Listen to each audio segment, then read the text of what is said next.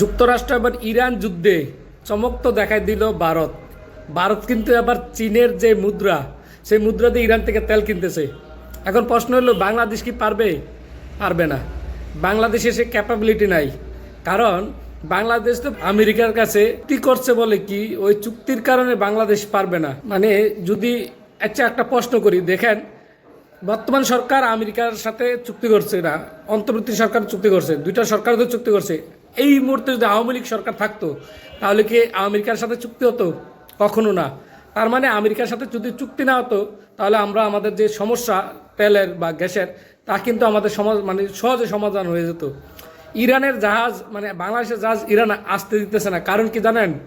আপনারা যদি আমেরিকার সাথে চুক্তি করছেন, আমেরিকার মানে ইরান যখন হামলা চালায় ইরানে, তখন আপনারা কোনো সুখ সংবাদ জান নাই, তাদের সাথে কোনো করেন নাই। এ কারণে বাংলাদেশের জাহাজ হরমুজ প্রণালীতে বারবার আসার পরেও বাংলাদেশের জাহাজ দিচ্ছে না, ভারতে দিচ্ছে না। কারণ কি? কারণ আপনারা ইরানের পক্ষে ছিলেন না, আপনার পাকিস্তান মানে ইয়ার পক্ষে ছিলেন, যুক্তরাষ্ট্রের পক্ষে ছিলেন। আপনারা যুক্তরাষ্ট্রের পক্ষে থাকবেন, আবার ইরানের হরমুজ প্রণালী দিয়ে জাহাজ পাড়ি দেবেন, এই চিন্তা বাদ দেন মাথা থেকে।